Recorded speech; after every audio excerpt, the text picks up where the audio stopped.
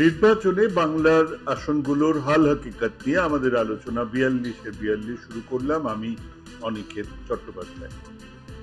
আগের বিভিন্ন হিসেব, লোকসভা ভোটের পার্সেন্টেজ, বিধানসভা ভোট কেমন হয়েছিল, পঞ্চায়েত মিউনিসিপ্যালিটি ভোটে কত ভোট পড়েছিল, রেজাল্ট কি হয়েছিল, এলাকায় সংগঠন আর প্রচারের নিরিখে আমরা একটা প্রবণতা বলার চেষ্টা করছি।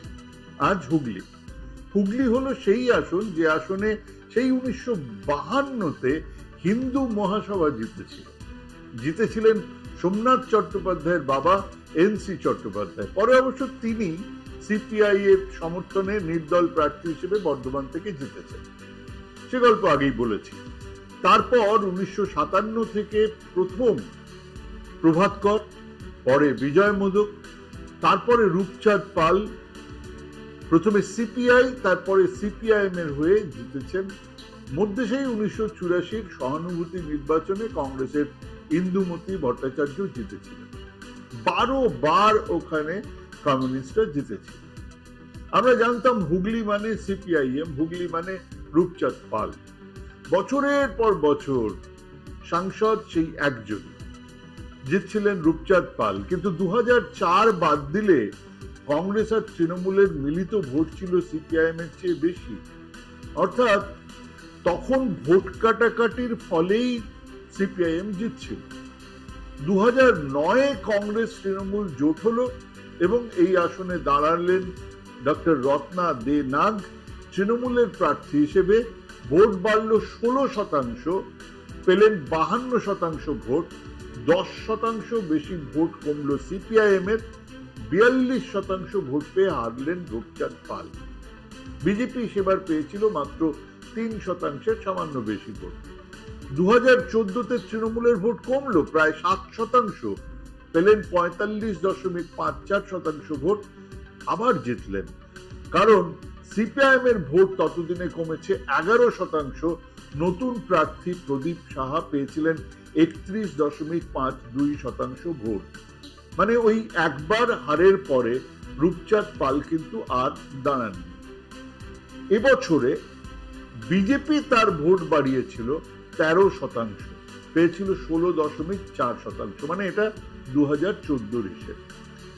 2019-এ সিপিআইএম সেই প্রদীপ সাহা পেলেন 8.34% ভোট।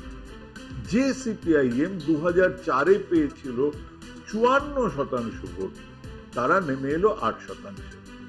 বিজেপি প্রায় 30% ভোট বাড়িয়ে 46% ভোট পেয়ে জিতল।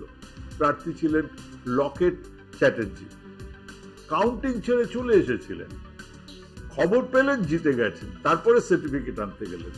রত্না নাগ 2 নম্বরে ছিলেন, পেয়েছিলেন 42% ভোট। এবারে সেই আসনে তৃণমূলের নতুন প্রার্থী রচনা ব্যানার্জি, ওদিকে বিজেপির লকেট চ্যাটার্জি আর সিপিআই এর রাজ্য কমিটি সদস্য 52 বছরের মনোদীপ ঘোষ।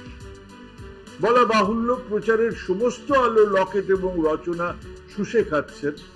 লকেট গত 10 বছরে নিজেকে অভিনয় থেকে সরিয়ে পুরোদস্তুর রাজনীতিতে নিয়ে গেছেন। ম্যাচিওর পলিটিশিয়ানের মতন কথা বলেন, ভাষণ দেন, স্ক্রিপ্ট ছাড়াই রাজনীতি করেন। সেই দিক থেকে রচনা ব্যানার্জি অনেকটা পিছিয়ে ছড়াচ্ছেন। ধোঁয়া শিল্প থেকে দই ঘুগনি সবেতেই ছড়াচ্ছেন। কিন্তু তিনি দিদি নম্বর 1, সেটা কাজে দিচ্ছে।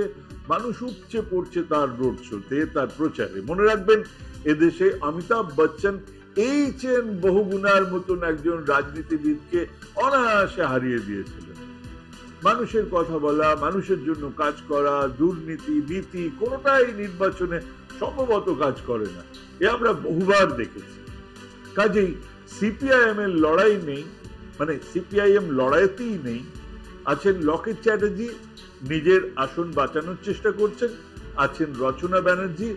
মমতা অনেক ভেবেই এই চাল দিয়েছেন। এলাকার দলের কোন্দলও সামলানো গেল খানিক, আবার প্রার্থীর জনপ্রিয়তাও আছে।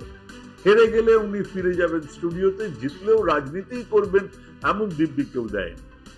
বিধানসভার হিসেব কিন্তু লকেট চ্যাটার্জিকে বিরাট চাপে রেখেছে।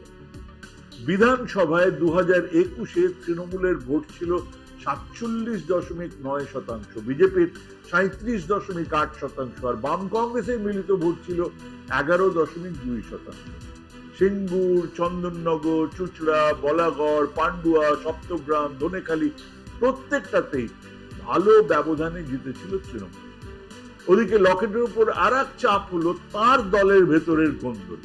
এখনো তিনি সামলে উঠতে পারেননি এবং যেভাবে নিজের আসনের দেখরেখ করতে হয় লকেট সেটাও করেননি।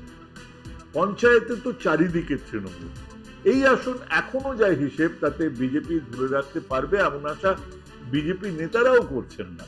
এই মুহূর্তের হিসেবে বলাই যায় অ্যাডভান্টেজ তৃণমূল, এবং এটাও বলাই যায় যে বামেদের ভোট কিছুটা হলেও বাড়বে। নমস্কার।